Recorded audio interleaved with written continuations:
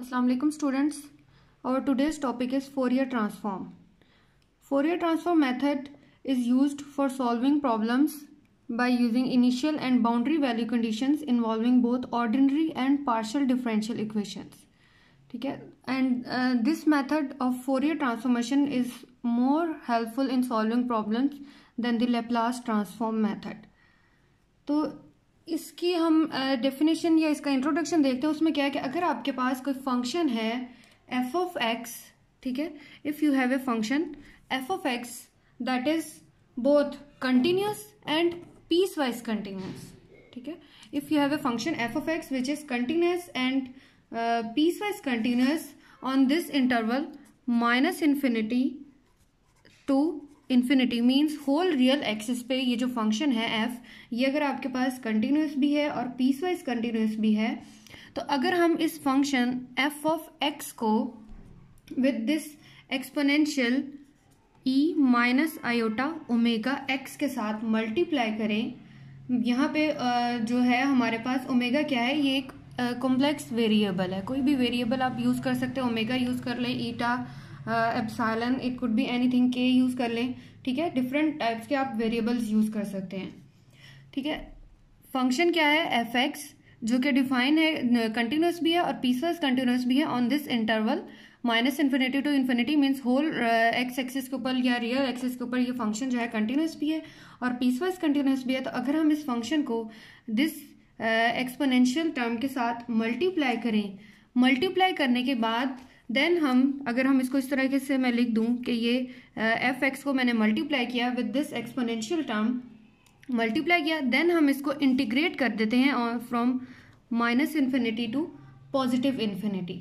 ठीक है, तो हमारे पास एक न्यू फंक्शन जनरेट होगा. जो वो फंक्शन किस फॉर्म में होगा, वो इस ओमेगा वेरिएबल के फॉर्म में होगा. इसको आप लिख सकते हैं, जो न्यू फंक्शन जनरेट होगा that will be equal to f of omega. ठीक है, एफ ऑफ एक्स को एक्सपोनेंशियल टर्म से हमने मल्टीप्लाई किया. मल्टीप्लाई करने के बाद जो इंटेग्रल हमें जिस इंटरवल के ऊपर फंक्शन एफ डिफाइन है यानी कंटिन्यूस है, उसके ऊपर उस लिमिट से हमने इसकी इंटीग्रेशन ली है. तो इंटीग्रेशन लेने से हमारे पास जो न्यू फंक्शन जनरेट होता है वो फंक्शन किस फॉर्म में होगा, that function will be in omega variable.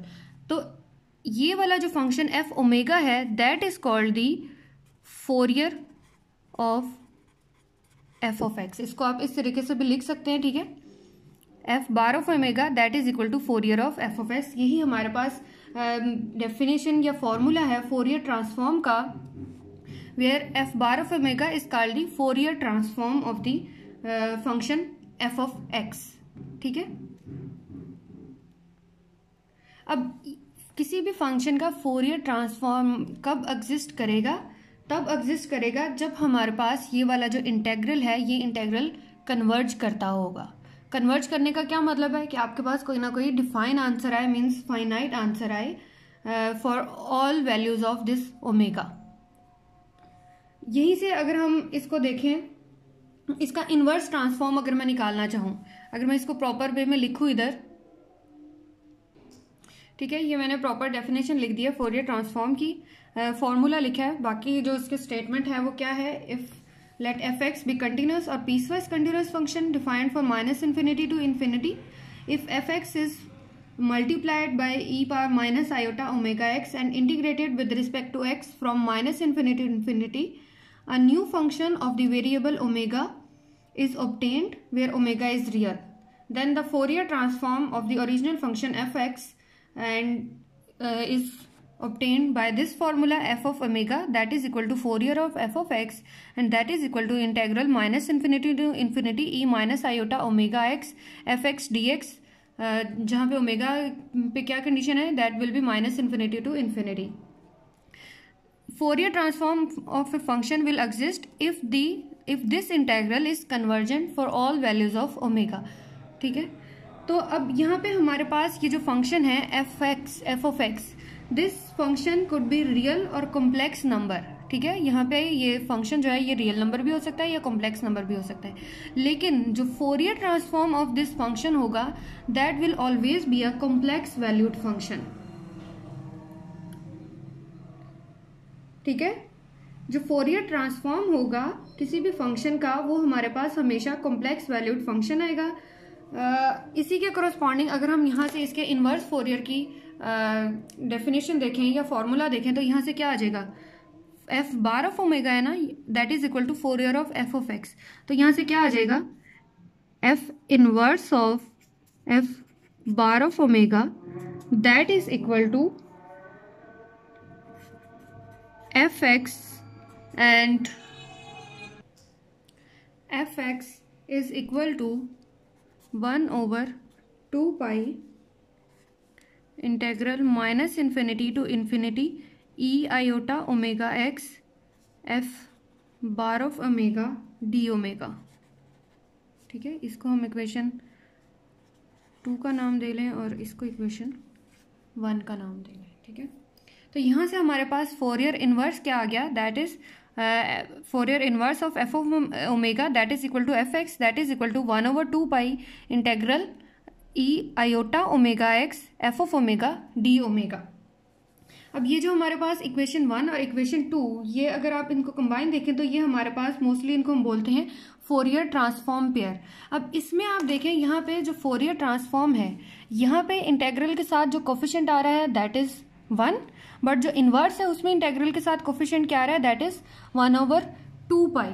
तो आपने फोरियर और फोरियर इनवर्स में ये जो कोफिशिएंट्स लेने हैं ये इस तरीके से लेने हैं कि जब आप इन दोनों के कोफिशिएंट्स को मल्टीप्लाई करें तो हमारे पास आंसर फाइनल क्या आना चाहिए, इन दोनों की मल्टीप्लीकेशन क्या आनी चाहिए, 1 over 2 पाई आनी चाहिए। ठीक है, तो इसके लिए डिफरेंट केसेस होते हैं कि हम जो है फोरियर उसके साथ आप 1 over √2 पाई ले लो और इनवर्स में भी 1 over √2 पाई ले लो, क्योंकि दोनों को जब आप हम म्यूचुअली इनको मल्टीप्लाई करेंगे तो आंसर क्या आएगा, दैट विल बी 1 over 2 पाई। ये डिफरेंट केसेस हैं। ये देखिए, अगर हम इसको इस तरीके से लिखते हैं, एफ ऑफ ओमेगा किसको रिप्रेजेंट कर रहा है, Fourier of f of x that is equal to C1 integral, and then f of x मैंने लिया है, ये किसको रिप्रेजेंट कर रहा है, Fourier inverse of f of omega को, that is equal to C2 C1 C2। यहाँ पे क्या है, मैंने कोई भी कोफिशिएंट्स लिए हैं। तो अब यहाँ पे इन दोनों की C1 और C2 की वैल्यूज ऐसी रखनी है कि जब आप इन दोनों को आपस में मल्टीप्लाई करें तो हमारे पास फाइनल टर्म जो बनी चाहिए दैट शुड बी 1 over 2 पाई बननी चाहिए।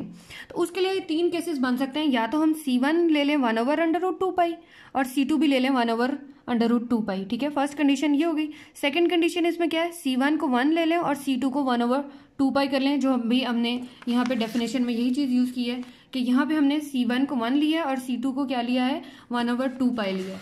या इसकी थर्ड कंडीशन क्या हो सकती है कि C1 को 1 over 2 पाई ले लें और C2 को हम 1 ले लें, क्योंकि जब इनका प्रोडक्ट करो तो 1 over 2 पाई आंसर बनना चाहिए।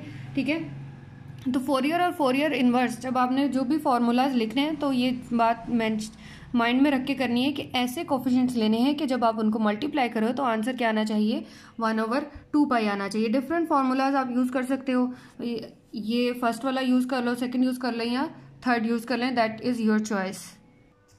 या इसमें एक और केस भी हो सकता है, वो केस क्या है कि हम ये जो कोफिशिएंट्स हैं C1 और C2 के, ये जो कोफिशिएंट C1 और C2 हैं इनको यूनिटी में बना लें, यानी इनके कोफिशिएंट C1 C2 दोनों 1 ले लें, लेकिन 1 क्या होंगे, फिर उसके अकॉर्डिंग जो हमारे पास ये जो एक्सपोनेंशियल पावर है ये रिवर्स हो जाएगी, यानी फोरियर में प्लस आ जाएगा पावर में और जो इनवर्स फोरियर है उसमें हमारे पास माइनस आ जाएगा पावर में। वो डिफरेंट हम सब्सटीट्यूशन के अकॉर्डिंग इसको कर सकते हैं।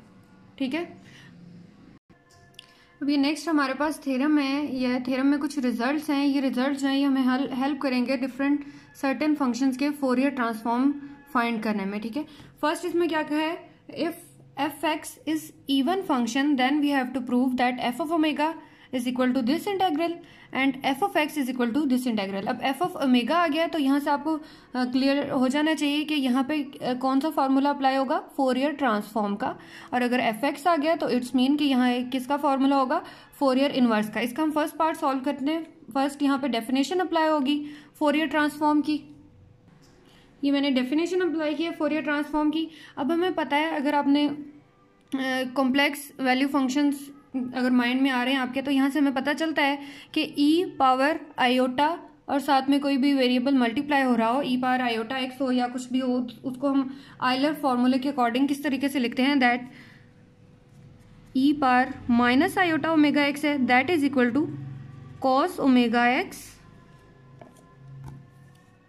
Minus iota sine omega x. ठीक है, e minus iota omega x किसके इक्वल होता है, cos omega x minus iota sine omega x. यहाँ पे इसकी एक्सपोनेंशियल टर्म की जगह पे ये वैल्यू लिख के इसको हम आपस में सिंप्लीफाई करेंगे। ठीक है, यहाँ पे मैंने क्या किया, एक्सपोनेंशियल टर्म को रिप्लेस किया है with cos omega x minus iota sine omega x, then f x को मल्टीप्लाई किया और इंटेग्रल जो है उनको सेपरेट कर दिया। अब हमें ऊपर स्टेटमेंट में देखें क्या गिवन है, if f x is even, जो एफ एक्स है दैट इज इवन, तो यहाँ से क्या आ गया, कॉस का फंक्शन जो होता है हमारे पास इवन फंक्शन होता है। ठीक है, कॉस क्या होता है, इवन फंक्शन होता है, और साइन क्या होता है, that is the odd function होता है। ठीक है, तो एफ एक्स भी यहाँ पे क्या है, एफ एक्स ऑल्सो इवन है, यहाँ पे भी एफ एक्स जो है वो क्या है, इवन फंक्शन है। तो जब दो इवन फंक्शन मल्टीप्लाई होंगे तो आंसर क्या आएगा, हमेशा इवन फंक्शन आएगा। और जब एक इवन और एक ऑड फंक्शन मल्टीप्लाई होंगे तो आंसर यहाँ से इन दोनों का कंबाइन आंसर क्या आ जाएगा, दैट विल बी ऑड, और इन दोनों का कंबाइन आंसर क्या आ जाएगा, that will be the even. तो जो हमारे पास ऑड इंटेग्रल होता है वो हमारे पास जीरो हो जाता है। ठीक है, यानी यहाँ से हमारे पास ये वाला जो इंटेग्रल है F x sign omega x, ये वाला इंटेग्रल जीरो हो जाएगा। पीछे रिमेनिंग इंटेग्रल क्या रह गया, that is equal to integral minus infinity. ठीक है, ये वाला इंटेग्रल रह गया। अब हमें पता है कि अगर कोई इंटेग्रल जो इवन इंटेग्रल है उसको हम लिख सकते हैं f of omega that is equal to 2 0 to infinity f of x cos omega x d x. यही चीज़ जो है हमने यहाँ पे प्रूव करनी थी, that f of omega is equal to 2 integral 0 to infinity f x cos omega x d x. ठीक है, यही रिजल्ट जो है हमने प्रूव करना था, हमारे पास इसका ये फाइनल आंसर आ गया। अब नेक्स्ट इसका जो पार्ट है उसमें आपने क्या करना है, फर्स्ट पार्ट में हमने फोरियर की डेफिनेशन अप्लाई की थी, और अब सेकंड पार्ट में यहाँ पे क्या करेंगे, यहाँ पे फोरियर इनवर्स की डेफिनेशन अप्लाई करेंगे। इसके अब सेकंड पार्ट में मैंने क्या किया है, फोरियर इनवर्स की डेफिनेशन अप्लाई की है। सिंपल यहाँ पे भी जो एक्सपोनेंशियल टर्म है उसकी आप वैल्यू लिख दें, that will be equal to cos omega x plus iota sine omega. ठीक है, वैल्यू लिखिए और देन जो इंटेग्रल हैं कॉस वाले इंटेग्रल को सेपरेट कर लिया और यहाँ पे साइन वाले इंटेग्रल को जो है वो सेपरेट कर लिया। अब यहाँ से हमें क्वेश्चन में क्या गिवन था कि एफ एक्स जो है वो इवन है, और जबकि यहाँ पे हमारे पास एफ एक्स इस सारे फंक्शन के इक्वल है। लेकिन यहाँ से जो अब ऊपर वाला फॉर्मूला है हमें यहाँ से पता चल गया है कि एफ ऑफ ओमेगा किसके इक्वल आ गया है, इस फंक्शन के इक्वल आ गया है। तो यहाँ से अगर मैं चेक कर लूँ, हमें जो सेकंड इंटेग्रल जो हम सॉल्व करें यहाँ पे एफ ओमेगा के अकॉर्डिंग चेक करना है ना कि एफ ओमेगा इवन है या ऑड है, क्योंकि कॉस और साइन का हमें पता है कि वो इवन है या ऑड है। हमें चेक करना है एफ ओमेगा क्या ये इवन है या ऑड है, उसके लिए ये वाली वैल्यू यूज करेंगे। एफ ओमेगा किसके इक्वल है, इस इंटेग्रल के इक्वल है। तो यहाँ से अगर मैंने चेक करना है कि एफ ओमेगा इवन है या ऑड है, तो वो किस तरीके से चेक करते हैं, ओमेगा को रिप्लेस कर दो विद माइनस ओमेगा। तो यहाँ से ये क्या आ गया, f of minus omega that is equal to 2 0 to infinity f x cos minus omega x d x. अब कॉस क्या होता है, हमारे पास इवन फंक्शन होता है, तो वो किसके इक्वल आ गया, that is equal to f of omega के इक्वल ही आ जाएगा। यही वाला इंटेग्रल सेम आ जाएगा। और ये किसके इक्वल आ गया, एफ ऑफ माइनस ओमेगा किसके इक्वल आ गया, एफ ऑफ ओमेगा के। तो यहाँ से क्या क्लियर हो गया कि ये जो एफ ऑफ ओमेगा फंक्शन है ये एक इवन फंक्शन है। तो अब यहाँ से आपको क्लियर हो गया कि एफ ओमेगा इवन है और कॉस ओमेगा क्या है, that is also even. F omega even है बट साइन ओमेगा क्या है, दैट इज ऑड फंक्शन। तो इवन ऑड फंक्शन वाला इंटेग्रल क्या होगा, ये जीरो हो जाएगा। और जो रिमेनिंग फंक्शन है यहाँ से क्या आ गया, f x that is equal to 1/2 pi minus infinity to infinity f of omega cos omega x d x. और अब हमें पता है कि ये वाला इंटेग्रल इवन इंटेग्रल है, तो इसको हम लिख सकते हैं 2/2 pi integral 0 to infinity f of omega cos omega x d x. यहाँ से 2 कैंसिल हो गया, तो एफ एक्स किसके इक्वल आ गया, यहाँ से f x is equal to 1/पाई 0 to infinity f of omega cos omega x d x. यही रिजल्ट जो है ये हमने प्रूव करना था। ठीक है। अब ये नेक्स्ट थ्योरम है, इसमें क्या है, यहाँ पे एफ एक्स फंक्शन जो है ये ऑड फंक्शन गिवन है। अगर एफ एक्स ऑड फंक्शन है तो इसके इंटेग्रल आपने ये दोनों रिजल्ट्स हैं ये खुद प्रूव करने, सेम उसी पैटर्न पे होंगे। बस यहाँ पे क्या है कि एफ एक्स जो है वो ऑड फंक्शन है, तो अगर ऑड फंक्शन है तो इसमें जो है कॉस वाला इंटेग्रल जो है वो 0 हो जाएगा, और जो सेकेंड साइन वाला इंटेग्रल है उसको आपने सॉल्व करना है। ठीक है, ये आपने खुद से सॉल्व करना है। Next is example 1, find the Fourier transform of F x that gives the value 1 if x is from -a to a and otherwise जो है -a से a के अलावा जो पॉइंट्स हैं इंटरवल के उसके ऊपर फंक्शन जो है वो हमें 0 वैल्यू देगा। ठीक है, हमें इसका एफ एक्स का फोरियर ट्रांसफॉर्म फाइंड करना है। तो फोरियर ट्रांसफॉर्म के लिए क्या करें, पहले इसकी डेफिनेशन अप्लाई कर दें। अब यहाँ से देखें, क्वेश्चन में देखें कि हमारे पास फंक्शन जो है वो 1 वैल्यू दे रहा है जब x वैल्यू है फ्रॉम -a टू a, जबकि यहाँ पे हमें जो इंटेग्रल डिफाइन है वो -∞ to infinity whole real axis पे डिफाइन है। तो अगर आप इसको फिगर के अकॉर्डिंग देखें कि अगर हम इसको ड्रॉ करते हैं कि ये हमारे पास x एक्सिस है, XY प्लेन अगर आप ले लें, ठीक है, this is the XY plane. यहाँ पे क्या है, इधर एक हम पॉइंट ले लेते हैं, एक पॉइंट ले लिया है -a और यहाँ पे एक पॉइंट ले लिया है +a, और यहाँ पे सेंटर में हमारे पास क्या है, ओरिजिन है। और यहाँ पे जो फंक्शन है वो -a से a पे, यानी -a से a पर क्या वैल्यू देगा, हमें 1 वैल्यू दे रहा है। सपोज यहाँ पे 1 है तो यहाँ से हमारे पास फंक्शन की वैल्यू क्या आ गई, 1 वैल्यू आ गई, यानी -a से a पे हमारे पास फंक्शन की वैल्यू क्या आ गई, 1, और -a से a के अलावा जो बाकी सारे पॉइंट्स हैं उन पे फंक्शन की वैल्यू क्या आ रही है, वो हमारे पास 0 आएगी, यानी -a से इस साइड पे भी सारी फंक्शन की वैल्यूज जो है वो 0 आएंगी, और +a के इस साइड पे भी जो फंक्शन की सारी वैल्यूज हैं वो हमारे पास क्या आ जाएंगी, 0 आ जाएंगी। इट्स मीन कि -a से a पे फंक्शन 1 वैल्यू देगा, उसके अलावा बाकी सारे पॉइंट्स पे जो फंक्शन है वो 0 वैल्यू देगा। तो अब अगर मैं इस जो है लिमिट ऑफ इंटीग्रेशन इसको मैं ब्रेक कर लूँ, इस फॉर्म में लिख लूँ और फिर उसके अकॉर्डिंग फंक्शन की वैल्यू पुट कर लूँ, तो हमारे पास जो क्वेश्चन है वो सिंपलेस्ट फॉर्म में हो जाएगा। अब यहाँ से मैंने क्या किया है, इंटेग्रल को ब्रेक किया है, -∞ to a plus -∞ to -a plus -a to a plus a to infinity. ठीक है, इंटेग्रल को ब्रेक कर दिया। अब हमें पता है कि सिर्फ -a से a जो वैल्यू है उसके ऊपर फंक्शन है, हमें 1 आंसर देना है, अदरवाइज उसके अलावा बाकी सारे पॉइंट्स पे जो फंक्शन है वो 0 वैल्यू देगा। तो -∞ से -a जो इंटरवल है उसके ऊपर फंक्शन ने 0 वैल्यू दी, -a से a जो इंटरवल था उसके ऊपर हमें फंक्शन ने 1 वैल्यू दी है। इसी तरह a से इन्फिनिटी जो सारे नंबर्स थे यहाँ पे भी हमें फंक्शन ने 0 वैल्यू दी थी। तो पीछे फंक्शन क्या रह गया, सिर्फ integral -a to a e⁻⁻iota omega x dx। अब यहाँ से हमें पता है सिंपल ये एक्सपोनेंशियल फंक्शन है, इसको आप इंटीग्रेट करें। देन हमने यहाँ पे क्या है, लिमिट ऑफ इंटीग्रेशन पुट की।